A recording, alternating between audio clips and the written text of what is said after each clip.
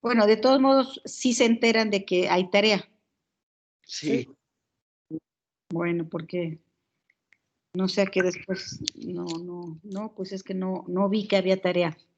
Tiene Ok. razón, no me parece.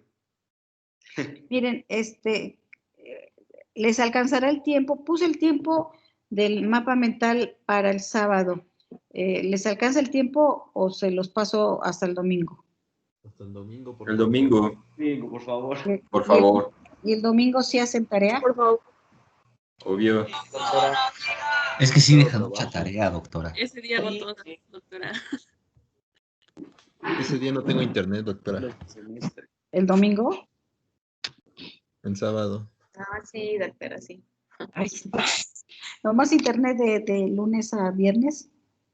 Así es Telmex acá, en mi rancho. Ya me toca estar con mis gallos, doctora. Es cierto.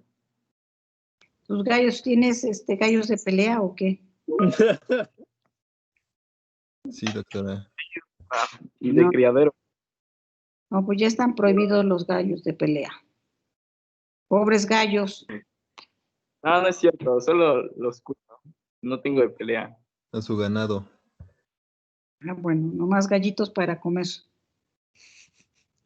Doctora, pues, una pregunta. son mejores. ¿Podemos ¿Cómo? hacer nuestro mapa mental a mano o a computadora? Miren, ahí les puse que pudieran utilizar alguna aplicación, algún programa para hacerlo. Claro que debe de tener las especificaciones que dijimos ahí en las características, pero si en algún momento prefieren hacerlo a mano, pues entonces a mano. Porque me decían algunas, bueno, una persona, no me acuerdo de qué grupo fue, que también tenía problemas con su internet y que entonces mejor lo iba a hacer a mano. Bueno, como gusten, pero que tengan las características que dijimos ahí en la lista de cotejo. Incluso les mandé una liga para que vean qué se va a calificar del mapa mental, ¿no? Para que todos estemos iguales. Ok, gracias, doctora. Bueno. Entonces, vamos a... Disculpe, doctora, entonces, ¿el mapa tiene rúbrica de evaluación? Sí, ahí. Ahí en la tarea que ella subió, ahí se ve.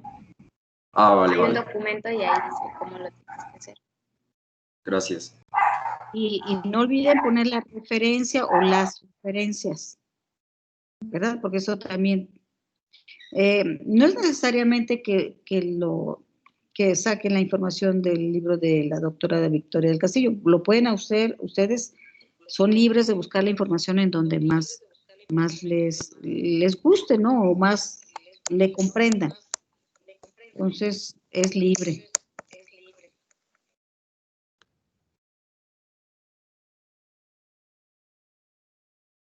Bueno, ya se ven las diapositivas.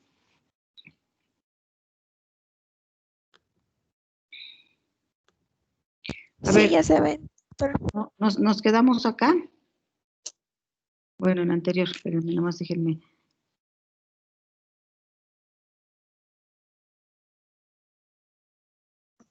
Borrar esto.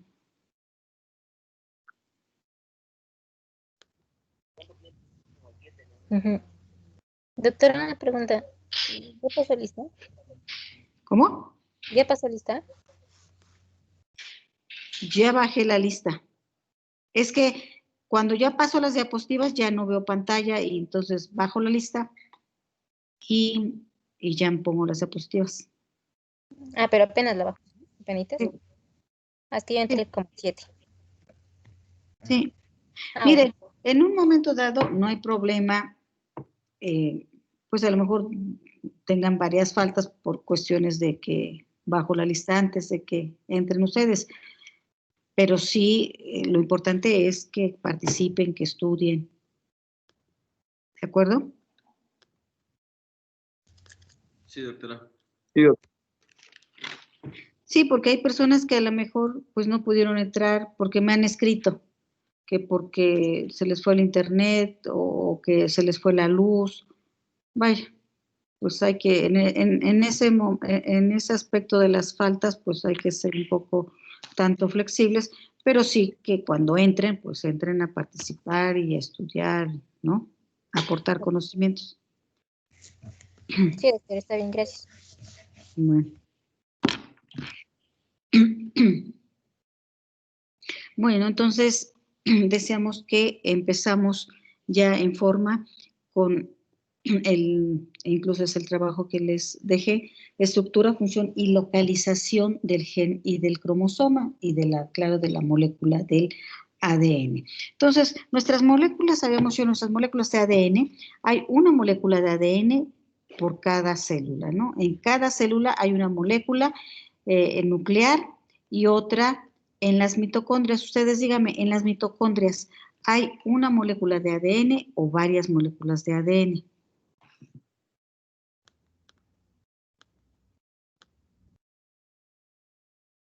¿Está Ángel? Sí, doctor, aquí estoy. Para que lleves orden de las manitas y de las participaciones. ¿Sí? Ok. Entonces decíamos que las moléculas del ADN en las mitocondrias son varias moléculas. Pueden ser de 3 a 5 moléculas de ADN por mitocondria. Y a la vez, cada célula, ustedes saben que cada célula tiene diferente número de mitocondrias. Una de las células que tiene mucho más cantidad de mitocondrias es el ovocito.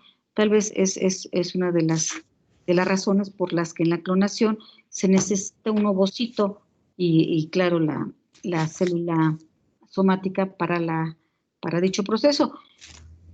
Porque ven que les decía que habían probado somática con somática y no habían tenido buenos resultados. Entonces, por su localización tenemos ADN nuclear y ADN mitocondrial.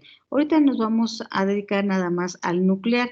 En un próximo tema vamos a tocar el ADN mitocondrial. Entonces, ahorita nada más nos vamos a dedicar al nuclear. Entonces, por su estructura, ahora sí, por su estructura, podemos ver que cómo está formada la cadena, las cadenas del ADN. Por nucleótidos. ¿Cómo se forma un nucleótido? Pues es por un azúcar, por un grupo fosfato. En este caso del azúcar es la desoxirribosa y en el ARN es la ribosa, o sea, es la pentosa, ¿verdad? Dentro de los grupos es el grupo fosfato, ¿verdad? Que sirve de enlace. Las bases púricas, que en este caso es adenina y guanina, y las bases pirimídicas, citosina y guanina.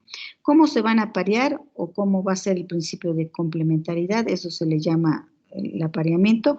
Es una base púrica con una pirimídica. En este caso, una adenina con una timina y una guanina con una citosina. Es importante que ustedes sepan cómo se complementan normalmente para que después cuando entremos a las mutaciones, pues detecten cuándo hay mutación puntual y cuándo no, ¿verdad? Pero con base en que sepan cuál es la complementariedad correcta. Entonces aquí en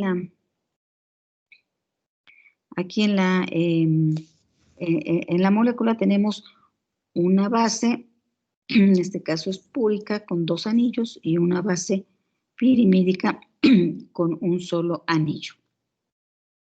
Acá tenemos la pentosa, que es el azúcar, y el grupo fosfato. Ok. Hay 3 enlaces. Hay tres enlaces importantes, que son el glucosídico, que va de la base a la pentosa o el azúcar, el enlace fosfodiéster, que se da acá, y los puentes de hidrógeno. tenemos aquí una hebra, aquí está la otra hebra del ADN. Si tenemos aquí una adenina, por complementariedad, aquí tenemos una timina. Si tenemos aquí una guanina, por complementariedad tenemos una citosina. Y adenina y timina se unen por 2 puentes de hidrógeno. Y guanina y citosina por 3 enlaces de hidrógeno. Entonces, incluso es más susceptible que haya un rompimiento aquí por algún factor externo, en esta situación de adenina timina, que de guanina y citosina, que son 3. ¿Verdad? Ustedes se acuerdan, la dirección es 5', 3'. Ustedes se acuerdan cómo se enumeran los carbones en un anillo. Bueno, pues se enumeran en el orden de las manecillas del reloj. Aquí es un oxígeno, bueno, aquí es el primer carbón, entonces carbón 1, carbón 2, carbón 3, y aquí carbón 4. Sale aquí un metilo, carbón 5. ¿De acuerdo? Entonces, aquí está unido el 5' al 3', 5', 3', 5', 3'. Y así sucesivamente. Siempre va a tener esa dirección para cualquier proceso de transcripción, traducción, 5', 3'.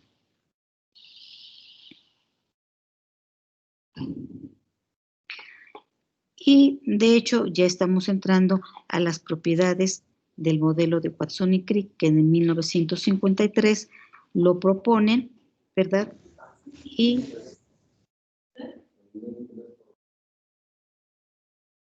se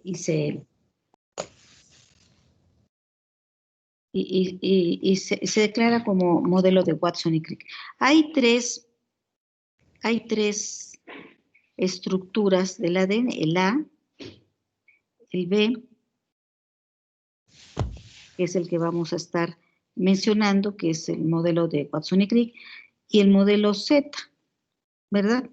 Entonces, hay algunas diferencias estructurales. Por ejemplo, aquí tenemos en donde este es el B, incluso sus surcos, este es el surco mayor, este es el surco menor. No es simétrico como los cables de teléfono de antes, que aquí incluso estaba representando que eran de esta manera, que eran simétricos. No, aquí hay surcos mayores, surcos menores. Este es el Z, también aquí tiene sus surcos también casi iguales. Aquí el A es más...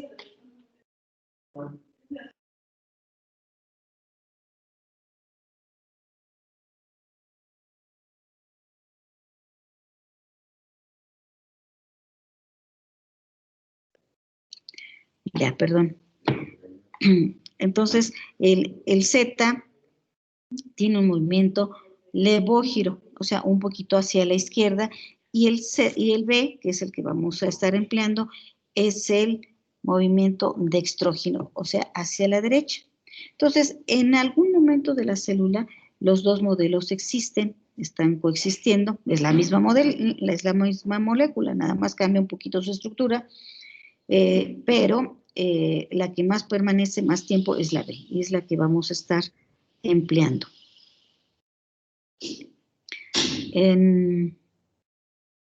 Ay, no, esta no. ¿Dónde está? Aquí está. Entonces, decíamos, en el modelo de Watson y Crick, hacia el centro de la hélice están las bases púricas y pirimídicas, y hacia afuera están los grupos fosfato y el azúcar. Las direcciones son contrarias en la otra hebra, por eso es que se dice que son antiparalelas. Si una va de 5' a 3', la otra va de 3' a 5'. Y esto se le llama antiparalelo. Pero eso sí, la dirección siempre va a ser 5'. Si se comienza de las 5 para acá, la transcripción, traducción, lo que quieran, y aquí está el 5, va de aquí para allá. ¿Qué otra cosa? La ley de Chargaff. La ley de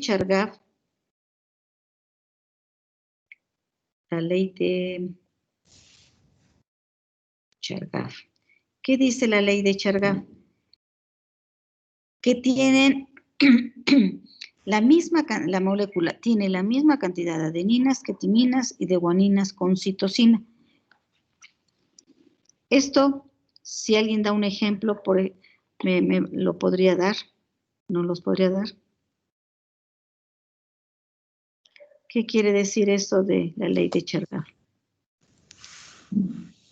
Bueno, yo había leído que la ley de Chargaff, bueno, es que pues se tiene que cumplir la misma cantidad, por ejemplo, de adenina igual a timina y igualmente de guanina. Entonces, la cantidad, por ejemplo, de adenina tiene que ser idéntica a sí, igual a la timina y la de guanina con la de citosina. Entonces, bueno, es lo que yo entendí. Se complementan. Claro, y les digo, ¿y eso a qué equivale en una molécula? Que, por ejemplo, si aquí tenemos una tira, aquí está su otra hebra, ¿verdad? No puede quedar, si hay un corte del ADN por alguna situación, por algún agente externo, el corte de la molécula del ADN va a ser de esta manera, va a ser transversal, en donde aquí va a quedar a la mejor adenina con su timina, ¿verdad? O guanina con citosina, pero no va a quedar una hebra chiquita y otra hebra grande, que aquí queden al aire timina, guanina, citosina, como quieran, ¿no? O sea, no va a quedar una hebra y acá sin su complementario. Esto no sucede, ¿verdad? Y eso es lo que descubre Chargaff y se le da su nombre, ¿no? Que siempre, si va a ser el corte de la molécula, va a ser de esta manera, transversal, en donde no va a quedar una hebra pequeña y la otra larga. ¿De acuerdo? Y aquí lo habíamos visto ya en la otra diapositiva. Miren, hay un surco grande, ¿verdad? Y hay un surco pequeño. ¿Por qué es la importancia de estos surcos? Tiene que ver con la transcripción. Y bueno, ya en biología molecular, ya metiéndose un poquito más a lo molecular, esos sitios son importantes porque cuando las hebras están un poquito más separadas, pues son más susceptibles a la transcripción o traducción que cuando las hebras están más compactadas.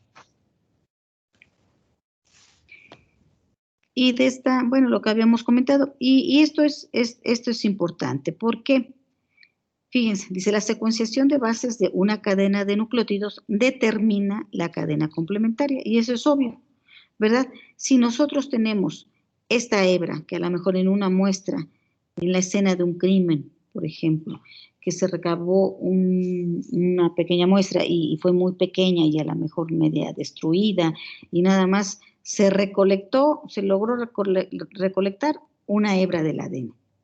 Pues eso no importa, porque in vitro podemos reconstituir la cadena. Si aquí nos tocó una timina, entonces la complementaria que va a ser una adenina, ¿no? Si aquí nos tocó una citosina, bueno, la complementaria va a ser una guanina. Esa es la importancia que tiene esto por medio de estas técnicas de la secuenciación, pues precisamente es una secuenciación. Tenemos una tira, nada más, porque en la muestra nada más pues se destruyó la otra hebra, pero no importa, porque ya sabemos por principio de complementariedad la otra base. ¿De acuerdo? ¿Sí? Sí, doctora. Bueno, entonces, algunas de estas de las características que habíamos dicho, pues ya es molécula de doble hélice, 2 cadenas antiparalelas, Las direcciones son opuestas, hay bases púricas y pirimídicas, los azúcares y fosfatos están hacia afuera y decíamos que las bases están hacia adentro. La ley de Chargaff, misma cantidad de timinas con adeninas y guaninas con citosina. Principio de complementariedad, timina con adenina, guanina con citosina. Aquí quise representar con estos dos que tienen 2 puentes de hidrógeno y aquí pues no encontré el signo adecuado, pero aquí quise representar con los 3 puentes de hidrógeno. La transcripción y traducción y replicación siempre va a tener esta dirección, 5', 3'.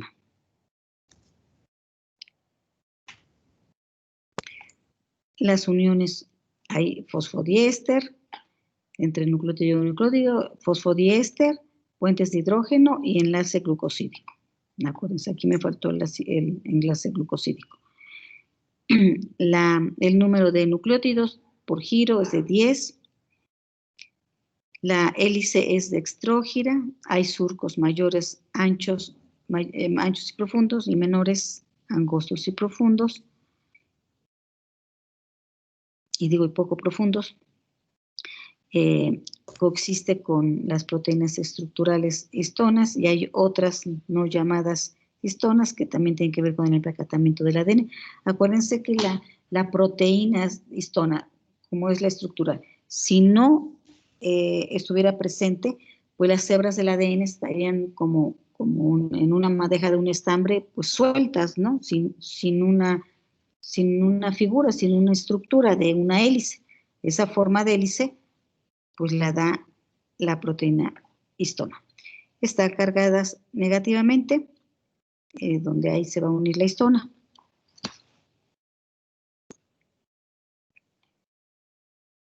Y pues aquí les puse una diapositiva de Mafalda que le pregunta a Felipillo, que a veces se pregunta cuál es el sentido de la vida y ella le contesta en el sentido 5', 3', ¿verdad? Mafalda siempre muy reflexiva. Aquí vemos unas biocuriosidades del genoma, en donde ya también las habíamos comentado, que aproximadamente mide 2 metros, que tiene aproximadamente 3.000 millones de pares de base.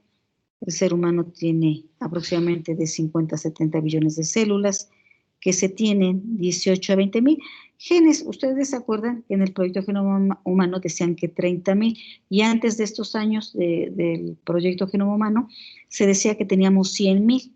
Entonces, pues un número muy incierto. Entonces, en el proyecto se dicen que son 30 y en la actualidad se dice que son 18. Y en algunos años a lo mejor esto puede disminuir un poquito. Y no es otra cosa más que las técnicas pues son más específicas y por lo tanto más exactas. Pero eso sí, se ha detectado mucho más de 100.000 proteínas. Entonces, como recordaremos, antes se creía que era un gen una proteína y ahora ya no. Entonces, ahora se sabe que un gen puede sintetizar varias proteínas. Bueno, en el 2003 se publica en el Nature y en el Science la secuenciación, parte del proyecto Genoma Humano, porque les digo, pues todavía esto no termina, todavía con diferentes nombres, pero se siguen trabajando sobre lo mismo, porque todavía no se sabe todos los genes, para qué, cuál es su función y cuántas proteínas está sintetizando cada uno. Y sobre todo ese mecanismo de expresión que ya vimos, consecuencias repetitivas o si no con otros genes, o sea, todo lo que es la epigenética y el medio ambiente. Entonces esto se vuelve más difícil. Y bueno, aquí decíamos que cuáles fueron los hallazgos del proyecto. Déjenme borrar aquí porque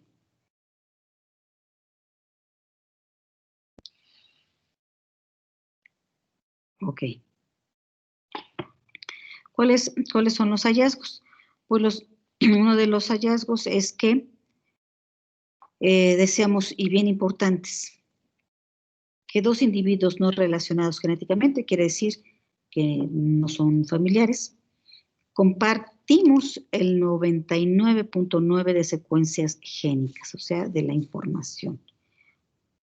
Y de aquí decíamos que pues, los alemanes que decían que la raza aria, la raza de ellos, era la superior, la inteligente, pues no, ahí sabemos con esto del proyecto Genoma Humano que somos todos iguales, únicos e irrepetibles, y por lo tanto el 1%, el 0.1% restante es lo que hace diferente de persona a persona. ¿Y por qué? Es lo que nos da nuestra identidad biológica. ¿Por qué?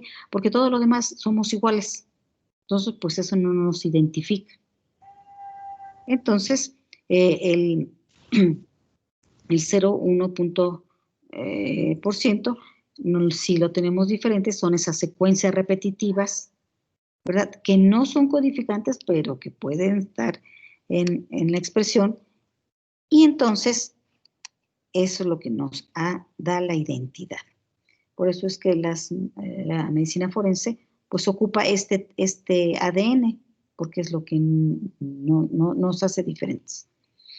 Y en general el 3% del ADN es el codificante o de copia única, y el resto es el llamado y mal llamado ADN basura. ¿Alguien nos puede recordar cuáles hasta ahorita 3 funciones bien importantes de este ADN basura? Es la protección de la información, Ajá. Regulación de los genes, la regulación de los genes, activarlos o desactivarlos. Claro. El empaquetamiento del ADN en los ribosomas y pues como tal formar parte de la estructura cromosómica. De los cromosomas, no de los ribosomas, oí mal. No, dije empaquetamiento del ADN en ribosomas y estructura cromosómica. Ajá, empaquetamiento de los genes, pero en los cromosomas. Ah, ok, sí. Sí, cromosomas, aquí. ¿Sí? Ok, muy bien. Entonces, y también se encontraron, o sea, hay una clasificación, y para mañana quiero que me lean sobre secuencias repetitivas, la clasificación y cuál es su importancia en la clínica. Porque ahora, como hemos visto, las secuencias repetitivas pues son muy importantes para ver si se presenta una enfermedad de tipo genética o no. Entonces, para mañana me leen esto de las secuencias repetitivas, por favor, la clasificación y para cuál es su uso clínico. Bueno, entonces, decíamos que dentro de estas secuencias repetitivas, dentro de estas secuencias hay algunos cambios, ¿verdad? O mutaciones de un solo nucleótido, se le llama puntual. En estos cambios de un solo nucleótido, si rebasan el 1% de la frecuencia en la población, entonces se sube a la categoría de un SNP, por sus siglas en inglés. ¿Esto qué quiere decir? Que, por ejemplo, en este cromosoma que tenemos aquí, es a lo mejor el cromosoma 3. Entonces, el cromosoma 3 en el brazo Q, en la región 3, en la banda 2, en la subbanda 1, o sea, precisamente en este lugar,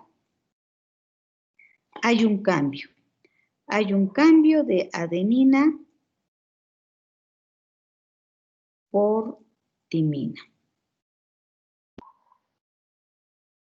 ¿Verdad? Incluso también tiene que ver esas secuencias puntuales, estas mutaciones puntuales en algunas enfermedades, por ejemplo, la anemia falciforme. Para mañana también me leen cuál es el cambio en la anemia falciforme para que puedan participar. Y si esta mutación o este cambio puntual por estudios poblacionales lo hacen y a lo mejor en el 5% ven de la población hay este cambio. Entonces es un SNP. Sube la categoría de SNP. Pero si este cambio a lo mejor es el 0.25%, no, pues no llega al 1%. Entonces es tan raro que no llega a la categoría de un SNP. ¿De acuerdo? ¿Sí quedó comprendido? Sí, doctora. Bueno. Entonces, para que vayan comprendiendo esto de las secuencias, las repeticiones, me estudian esta parte. Bueno. Entonces, ¿cuál es la importancia de la importancia clínica de los SNP? Fíjense que en la clínica, y muchas de las explicaciones las tienen de esta manera. Se pueden expresar los SNP, se pueden expresar fenotípicamente en o susceptibilidad a la enfermedad o resistencia a la enfermedad. Entonces aquí pues explican muchas veces por qué alguna persona hasta es portador pero no le da la enfermedad y por qué a otros pues les da esta enfermedad con mucha frecuencia. La respuesta a los medicamentos. Por mucha fase 3 que hayan tenido los medicamentos que se hayan probado en humanos, en comunidades y todo lo demás, pero aún así, cada persona reacciona de diferente manera a un mismo medicamento. Y entonces se puede pensar algo así como por sus SNP. Y también nuestros estilos de vida, teniendo como en consideración la alimentación, incluso ya hablamos de nutrigenética y nutrigenómica, que tienen que estar como factores protectores o factores de riesgo para la presentación de enfermedades.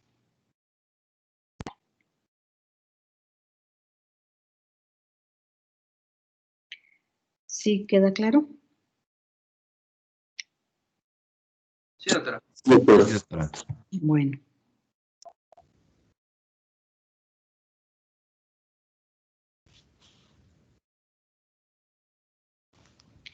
Entonces, ahorita repasando estos conceptos que ya los habíamos comentado, pero pues vamos a repasarlos un poquito.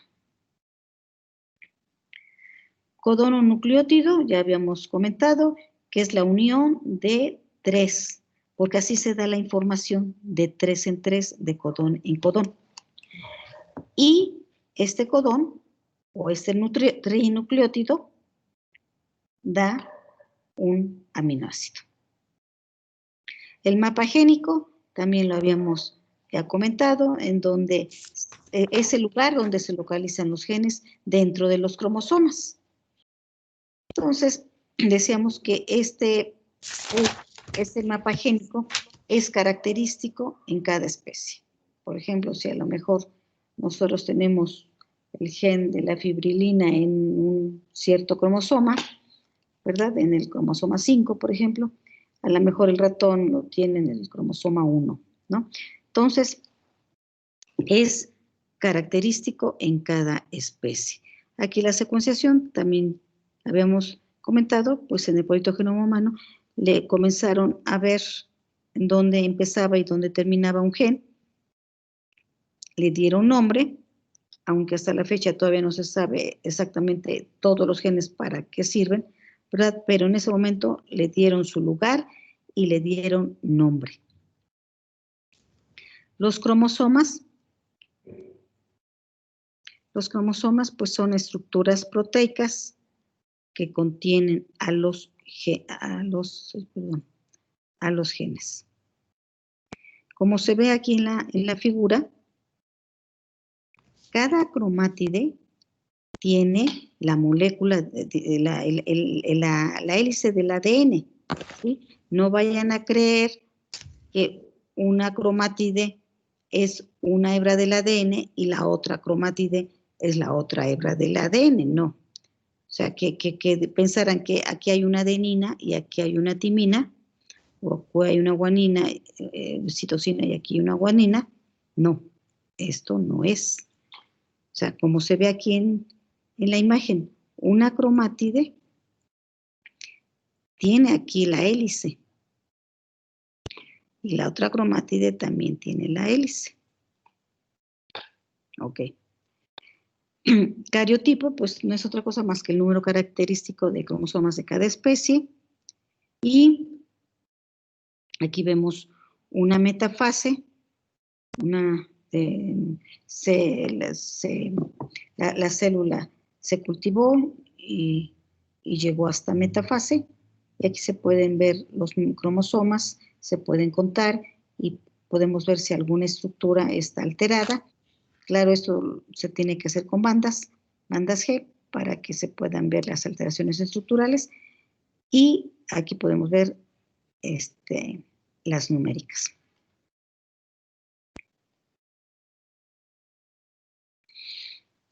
Y bueno, llegamos a esta diapositiva en donde dice que todos los seres humanos, todos los seres vivos tienen el mismo número de cromosomas. No. Pues no, ¿verdad? Nosotros tenemos 46 y, por ejemplo, el perro 78, la vaca o toro 60, la gallo y gallina 78. Fíjense, el trigo 42, casi como nosotros. Ahora, si nosotros vemos que en la escala evolutiva el ser humano es el más evolucionado y es el más complejo, ¿verdad? Pero tenemos 46 cromosomas y el perro nos gana en 78. A ver, quiero que debatan, que digan por qué es esta situación. Si nosotros somos los más evolucionados y tenemos menos cromosomas que el gallo y gallina. A ver, manitas.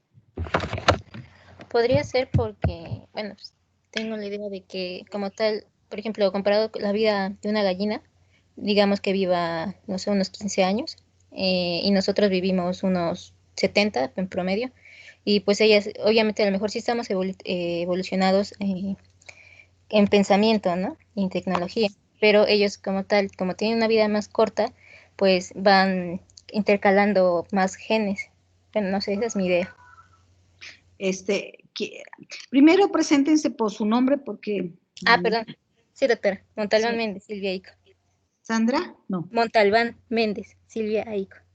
Es que me parece SM. Bueno, Silvia, sí, ¿tú crees que conforme vamos evolucionando o va pasando el tiempo, podemos ir integrando genes a hacia nuestra molécula, nuestro genoma? Pues quiero pensar que sí, por la combinación, por las generaciones se van modificando y se van, ¿cómo se llama? Pues combinando más, es mi idea, no sé. Por ejemplo, ahorita, de unos años atrás a la fecha, tenemos mayor habilidad, bueno, ustedes más bien, ¿verdad? Ustedes tienen mayor habilidad para la tecnología. Sí. Y dentro de que a lo mejor 50 años los jóvenes van a tener, bueno, las personas van a tener mayor número de genes para esa época con respecto a la habilidad para manejar la tecnología. No creo. No, yo creo que van a tener los mismos. Claro. Entonces, bajo tu misma respuesta, ¿cómo puedes contestar? Entonces, a lo mejor cambios o adaptaciones de acuerdo a las generaciones. O sea, bueno, sí, entendí. Bueno, de acuerdo a las, ¿cómo se llama?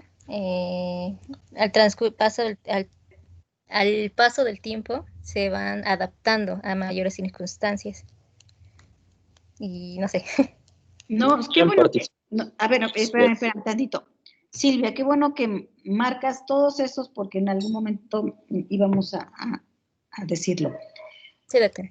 A ver, quiero que identifiquen un cambio en la estructura del ADN, que sería una mutación. ¿Sería lo mismo que una adaptación al medio ambiente? Mm, No como tal. no. Podría No ser. necesariamente. A ver, primero Silvia y después ya alguna manita. Pues no del todo. O sea, por ejemplo, sí y no. Sí, porque para adaptarse tenemos que modificarnos de cierta manera en una u otra circunstancia. Por ejemplo, se dice que por no sé, los anfibios, antes se supone que, bueno, digamos que una rana se fue modificando, primero un anfibio, y se fue adaptando para poder vivir en la tierra. Entonces, como tal, se fue modificando. A Bueno. ver, yo te puedo decir, Silvia, un Así. ejemplo. Las personas que viven en una ciudad muy alta, por ejemplo, en La Paz, Bolivia, Ujú. están en una ciudad muy alta. Entonces, si tú le tomas una biometría a esos pacientes, ¿cómo estarán sus glóbulos rojos, su hemoglobina? ¿Cómo estarán? Creo que está disminuida. Elevado. ¿Elevados? Elevados. Elevadas, Claro. ¿Por qué elevado? porque no tienen suficiente oxígeno a Claro. la altitud donde están. Pero si a esa misma persona, a ver, ahora, Paola, o la P de qué es? Paula, Saraí, Ok, Paola, si a esa persona que vive ahí en esa ciudad tan alta, te la traes aquí a Veracruz a vivir, ¿qué va a pasar? pues va a tener cambios fisiológicos adaptativos para... Claro. Y si le toman su biometría otra vez, claro, después de algún tiempo, a lo mejor al año, ¿verdad? ¿Qué va a pasar con su hemoglobina? Habrá disminuido. Y entonces, por lo tanto, ese es un proceso Adaptativo. ¿Habrá habido un cambio en sus nucleótidos, en su ADN? No. Ok, muy bien. Entonces, hay que diferenciar entre mutación, cambio en la estructura. Creo que mi audio está fallando. No, doctora. ¿No? Porque como que no. a ratos me oigo como en eco. No sé si, cómo esté. No, debe ser porque algún compañero tiene su micrófono encendido y se escucha usted en repetición. Entonces, porfa, los micrófonos, porque si no, no nos oímos y yo me oigo hasta como en eco. Bueno, ok. Entonces, hay que diferenciar muy bien lo que es una adaptación a lo que es una mutación. Hasta aquí le vamos a dejar a la clase. Entonces, para mañana seguimos con esta. Sigue la misma pregunta, ¿a qué se debe? Y mañana seguimos comentando. Y por ahí también leen, si todavía no les queda claro, bueno, qué es una adaptación y qué es una mutación. Sí, doctora. Ok, Ok. doctora. Claro. Sí, doctora, gracias. Entonces nos vemos mañana. Hasta mañana, doctora. Hasta mañana. Mañana. Hasta mañana. Mañana.